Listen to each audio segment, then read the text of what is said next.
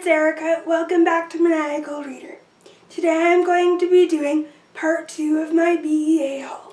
These are books that are a mix of books that I found at BEA, and some I found at Barnes & Noble, and some I found at half-price books. So let's get into the haul. The first book I have here is Miss Peregrine's Home for Peculiar Children by Ransom Riggs.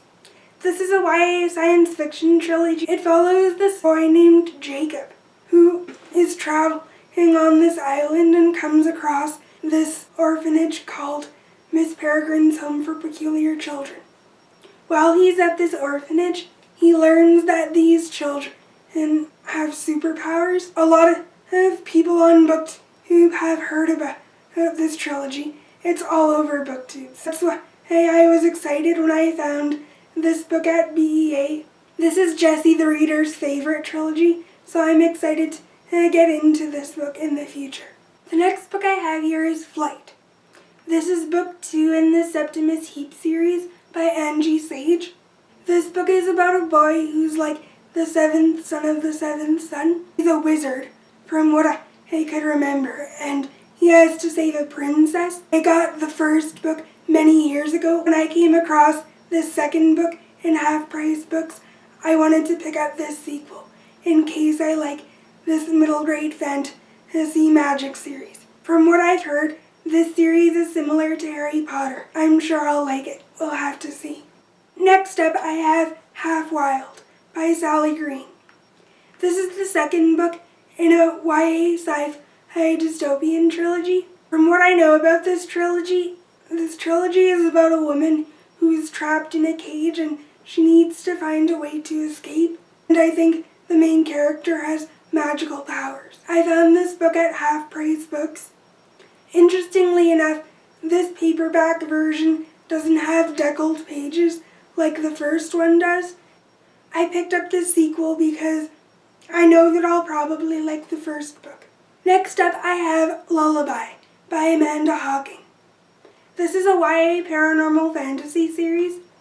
This book follows a girl named Gemma Fisher, who's inherited a dark curse. She's more beautiful and more powerful than ever, but she also has these strange hungers. Gemma Fisher is a danger to everyone she loves, and she's been forced to leave her old life behind. Her sister Harper won't stop at anything in order to find her sister.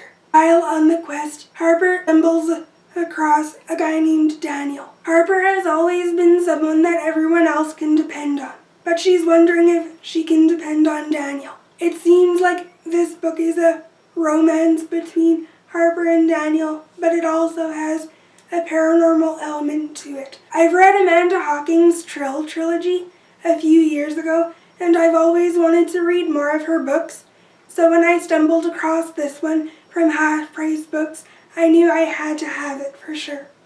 The next book I have here is The Memory Book by Laura Avery. This is actually an ARC that I received at BEA. It follows this girl named Sammy, who has always had one goal: to graduate at the top of her class and to leave her small town as fast as humanly possible. But when she comes down with a rare genetic disorder that slowly takes away her memory along with her health, Sammy has to come up with a new plan. She decides to create a memory book of every memory and every detailed event that has happened in her life. So through this memory book of old journal entries, old photographs, and guest posts from family and friends, readers get to know all about Sammy and who she really is, despite having this rare genetic disorder. This book sounds really interesting, and I like the premise of it.